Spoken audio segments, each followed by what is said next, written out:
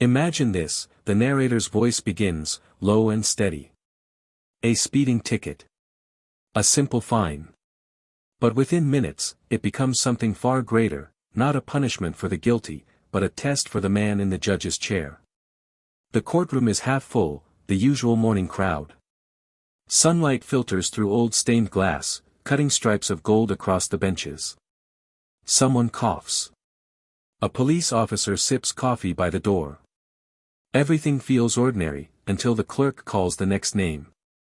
Case of Alex Klein. A teenager steps forward, 17, maybe 18.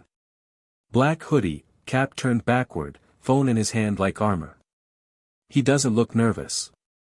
He looks bored. Judge Caprio studies him with quiet curiosity. "Good morning, young man. You're Alex Klein." "Guess so," the boy mutters, not looking up. "If it matters." The judge's smile doesn't falter. "It might not matter to me. But it could to you." A small ripple of laughter moves through the gallery.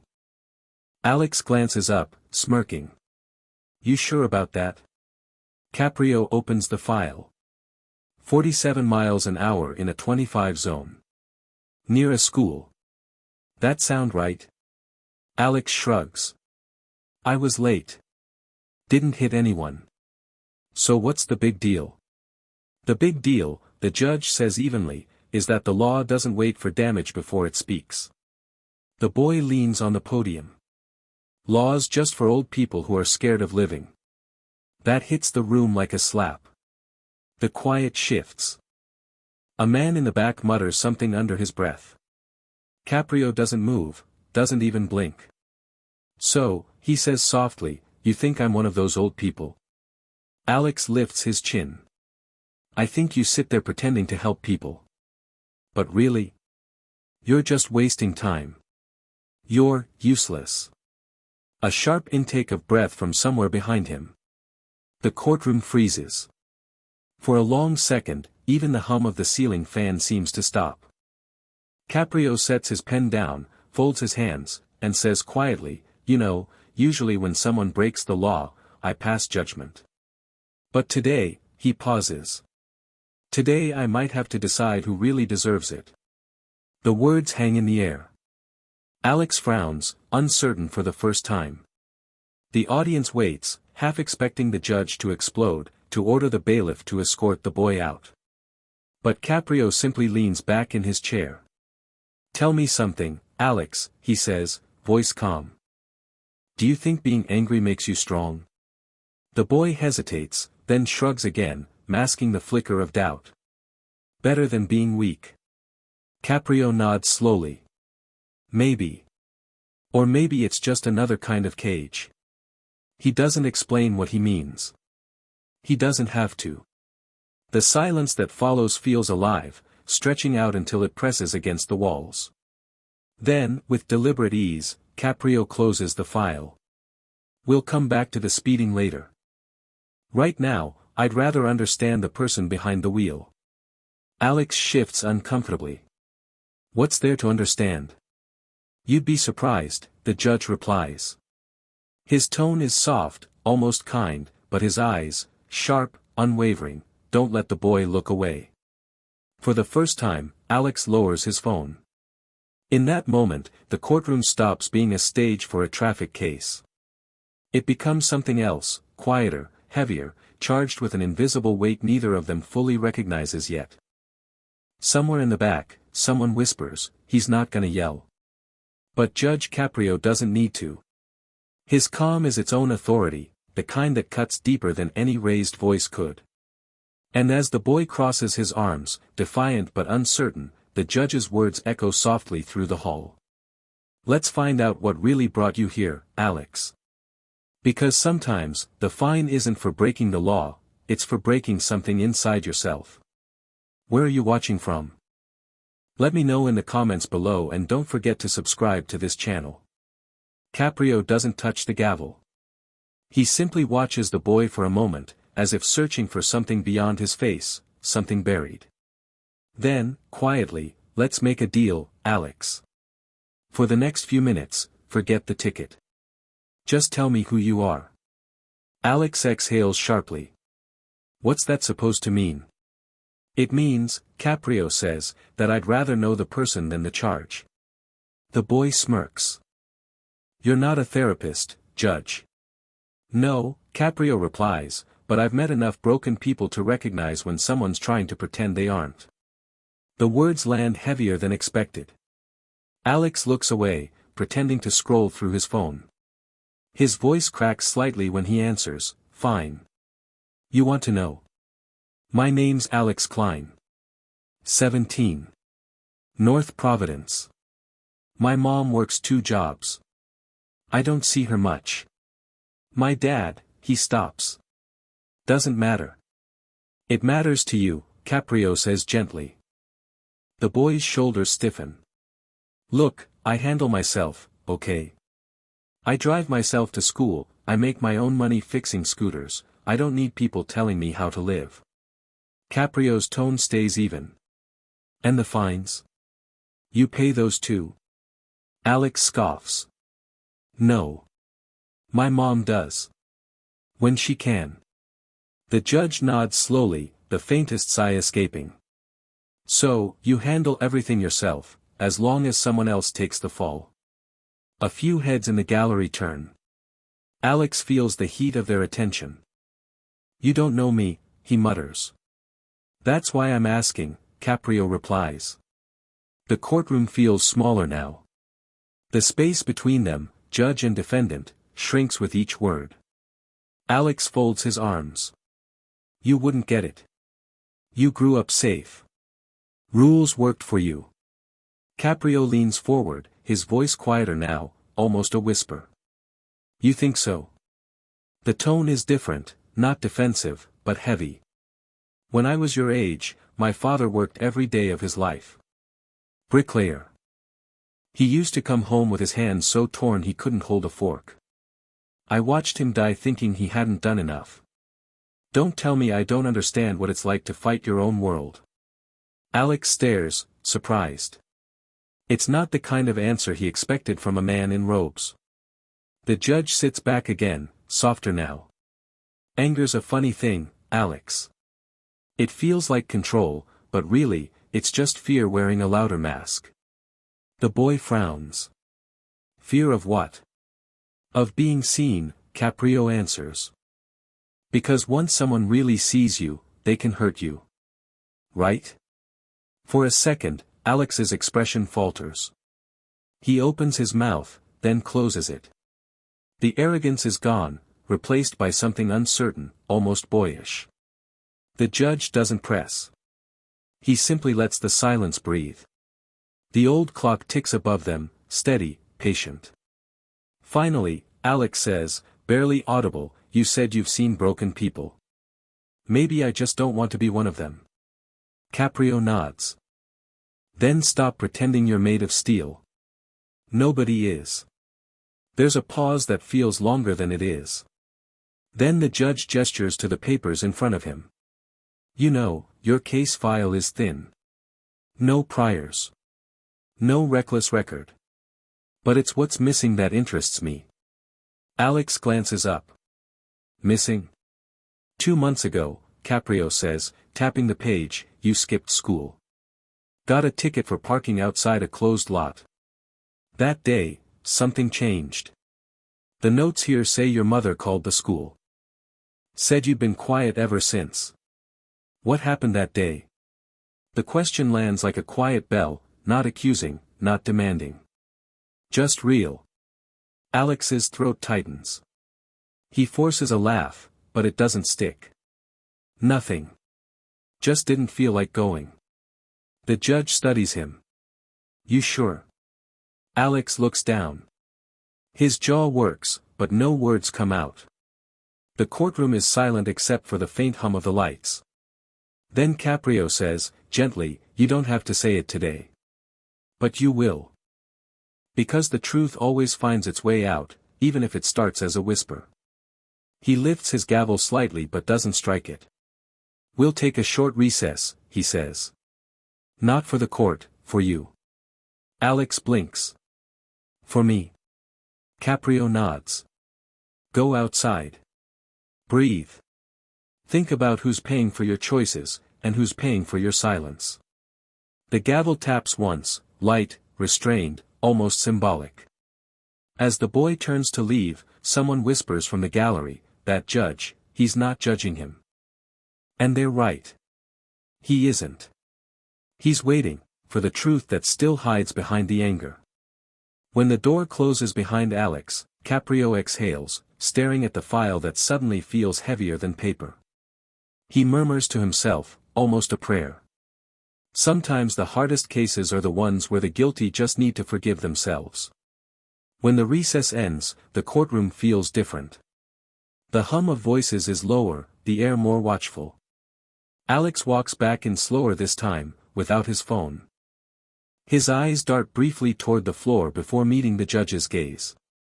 Caprio studies him quietly, then nods to the clerk. "Let's continue," he says softly. "Mr. Klein, before the break, I asked you about that other citation. The one from 2 months ago. Would you like to tell me what really happened?" Alex exhales through his nose. "You wouldn't care." "I wouldn't have asked if I didn't." The boy's jaw tightens. He looks toward the benches, strangers staring, waiting, then back to Caprio. "That day, I left school. I didn't tell anyone." "Why?" Alex's voice wavers, then steadies, clipped and cold. "Because they were doing some ceremony. For veterans. The principal said we should honor the fallen. They read names. My dad's was on the list." Caprio doesn't move, only listens. Alex keeps going, words tumbling faster, sharper. "Everyone kept saying he was a hero. But none of them were there when my mom cried for weeks.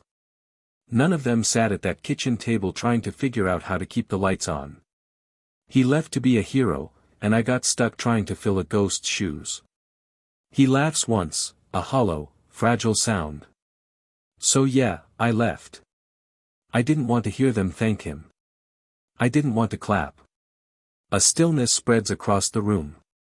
Even the bailiff lowers his eyes. Caprio's voice is almost a whisper. "Alex, what was your father's name?" The boy hesitates. "Daniel Klein. Sergeant. Marine Corps." Something in the judge's expression changes, not pity, not surprise, but a deep, quiet recognition. "I remember that name," he says. "There was an article. Providence Journal, 2010. A roadside bomb outside Kandahar." Alex nods once.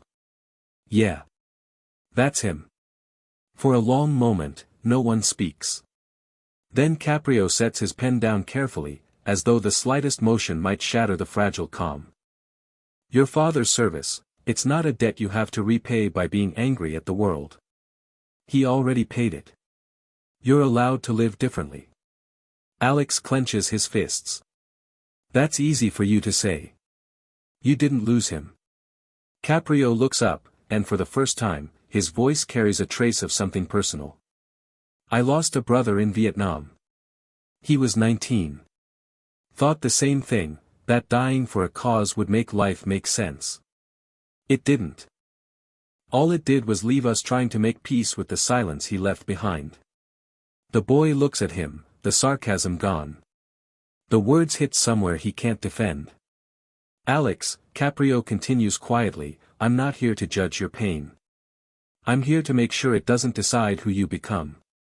The courtroom feels suspended, everyone holding their breath. After a few seconds, Alex speaks, voice breaking. "Everyone keeps telling me to be proud of him. But every time I try, it just makes me angry. Because if he loved us, why'd he have to go?" It's the first real confession, raw, unfiltered. Caprio doesn't answer right away. He lets the question linger, its weight filling the space between them.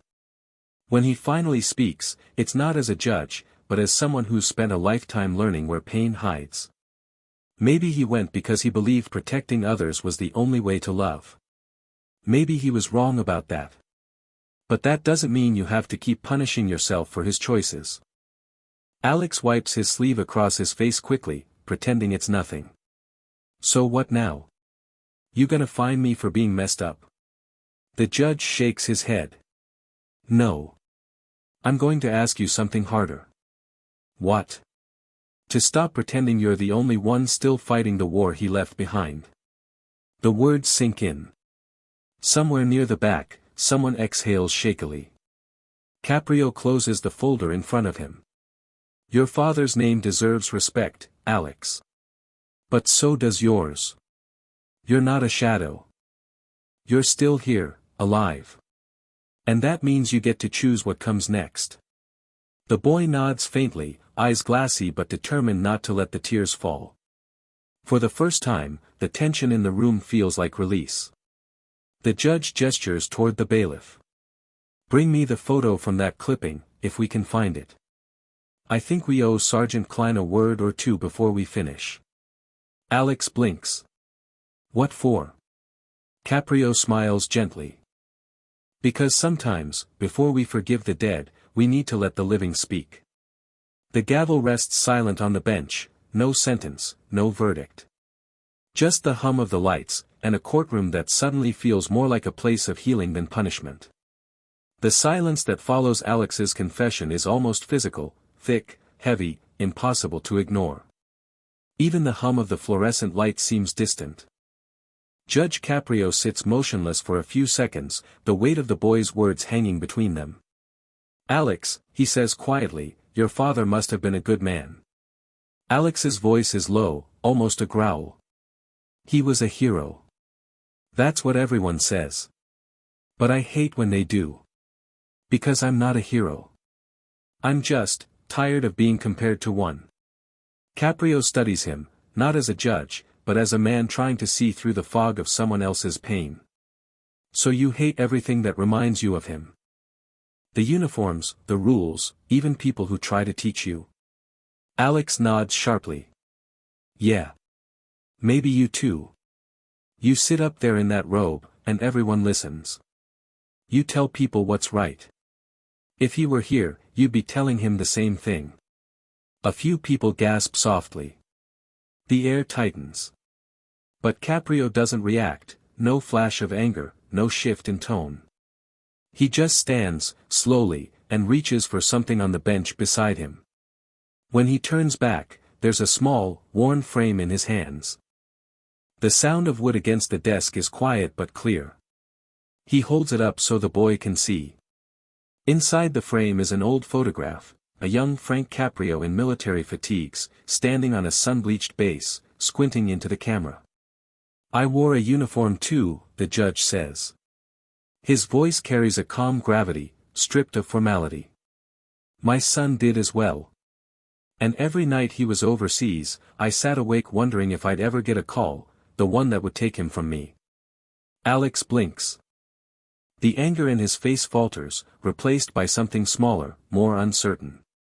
Caprio sets the photo down gently. You don't have to be your father, Alex. You don't even have to understand him yet. But you do have to stop fighting the parts of you that came from him. The strength. The heart. The courage to care, even when it hurts. For a moment, the boy doesn't move. Then his voice, quieter, it's just, every time people talk about him, it's like I disappear. Like I'm just what's left. Caprio steps closer, resting his hands on the edge of the bench. You're not what's left. You're what continues. The only thing your father can't be anymore is alive, and that's what you still are. The courtroom feels smaller, closer. Alex looks down, then up again, his expression raw, unguarded. Caprio's tone softens even more. I can't give you your father back. But I can tell you this, he'd rather see you stumble forward than hide behind anger. You can't honor the dead by burying yourself with them. Alex swallows hard, his eyes glassy but steady. I don't know how to stop. You start, the judge says, by listening. By forgiving him, and maybe yourself. For a few long seconds, no one breathes. Then the judge leans back and nods slightly, almost to himself. Court will recess, he says quietly. Not because I need a break, but because sometimes, when truth finally shows up, we owe it a moment of silence. The gavel touches the wood, one light, deliberate sound that echoes through the room like the heartbeat of something fragile but alive.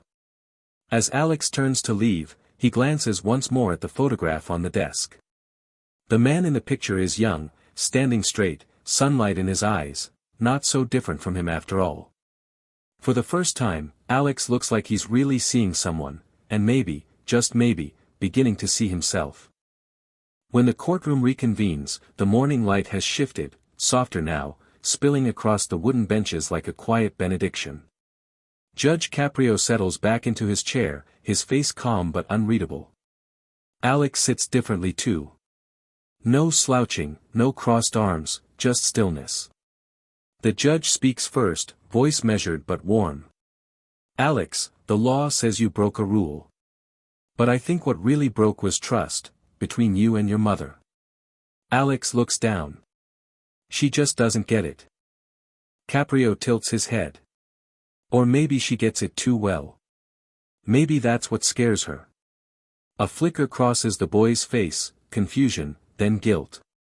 She pays the fines because she doesn't want me to end up like him.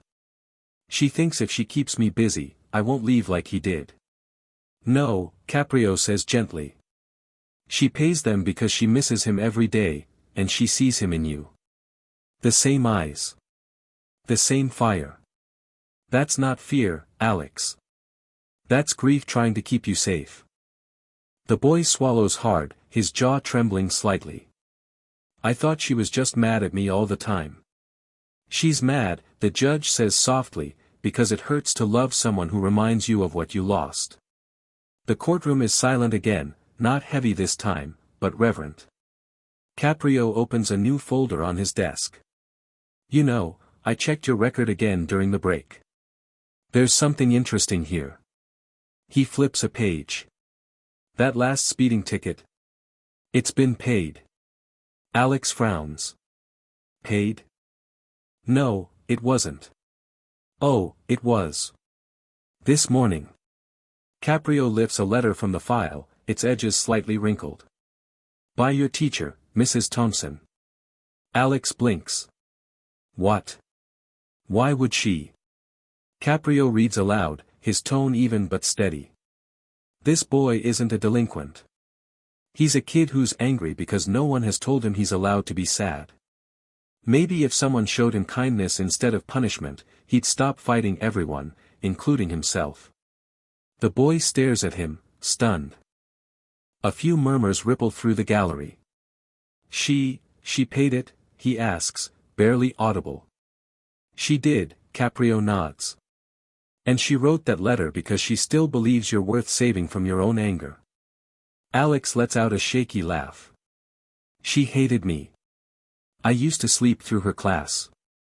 Maybe she didn't hate you, the judge says. Maybe she saw herself, someone who'd lost faith once, and didn't want to watch another person do the same. The boy rubs a hand over his face. I never said thank you. Caprio smiles faintly. You just did. He folds the letter carefully and places it back in the file. You know, Alex, sometimes justice isn't about punishment. It's about reminding someone that they still have people who care, even when they think they don't deserve it. Alex nods slowly, absorbing every word. Then, after a moment, what happens now? Caprio's eyes soften. Now. You start earning the faith people keep spending on you. The judge leans forward, elbows on the desk, voice low but firm. Your teacher believes in you. Your mother loves you. And your father, wherever he is, would rather see you fight for your life than fight against it. Alex breathes out, long and uneven. The weight in his shoulders seems to shift, as though something he's been carrying has finally cracked open. Caprio closes the folder and rests his hands atop it. This case isn't about guilt anymore. It's about growth. And growth starts the moment you stop hiding behind excuses. For the first time, Alex doesn't argue. He just nods, quietly. You really think I can change? The judge's answer is simple, almost tender. I don't think you can. I think you already are. There's a rustle of movement in the courtroom, not applause, not chatter, just a collective exhale. Caprio gives one final nod. Court will reconvene tomorrow morning. Not because we need to, but because sometimes a boy needs to see the same faces twice to realize they're not going anywhere. As Alex stands to leave, he glances back at the bench. The judge is watching him, not as a defendant, but as a young man finally beginning to understand the meaning of mercy. And for the first time since the hearing began, Alex doesn't look angry. He looks alive. A week passes. The morning light in the Providence courtroom looks different now, brighter, less heavy. The benches aren't full this time, just a handful of people, including a boy in a plain gray hoodie, standing near the front. Alex. He looks older somehow, not in years, but in weight lifted.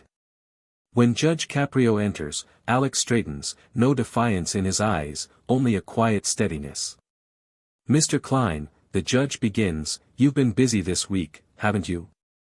Alex nods. Yes, sir. I went to the Veteran Center like you said. Helped paint the walls. Served lunch. Talked to people. He pauses, then adds softly, listened, too. Caprio smiles faintly. And what did you hear? Stories, Alex says. About fear. About losing friends. About trying to come home but never really getting there. The judge leans forward. And what did that teach you? Alex takes a breath. That my dad wasn't trying to leave us. He was trying to come back to us the only way he knew. I get that now. The words hang in the air, quiet and clean, the kind that don't need to be dressed up. Caprio's eyes glint with something that might be pride. And your mother? Alex hesitates. I called her last night. Told her I was sorry. She cried. Then she told me she'd been waiting 5 years to hear that. The judge nods slowly, a small smile forming. That's a fine start, son. Alex glances down, then looks back up. You know, you were right. I thought you were just some old guy behind a desk. But you were the first person who didn't just tell me what I did wrong, you told me why it mattered. Caprio chuckles lightly. Well, if that's the worst thing you ever say about me, I'll take it. The courtroom relaxes, a few people smile. The judge picks up his gavel but doesn't raise it yet. I told you that justice isn't always about punishment. It's about perspective. You've earned yours. He pauses, his tone turning softer. Your case is dismissed, Alex. But remember, responsibility doesn't end when the file closes. Alex nods. I know. I'm gonna keep volunteering at the center. Feels right. Caprio's smile deepens. Good. Maybe one day, when another kid walks in here angry at the world, you'll be the one who reminds him there's still a way forward. Alex hesitates, then says quietly, you know what's funny? I used to think you were useless. Caprio grins. And now? I think you're the first grown-up who didn't give up on me. The judge sets down the gavel without striking it. Then maybe justice did its job after all. The sound of benches creaking, shoes on old wood, people rising. The light through the high windows flares gold for a moment, washing over them both. Caprio watches the boy leave, then murmurs almost to himself, sometimes the verdict isn't about who was wrong, it's about who finally understood. The courtroom door closes softly behind Alex. And in the hush that follows, the echo of his footsteps feels less like an ending, and more like the start of something decent, something earned, something human.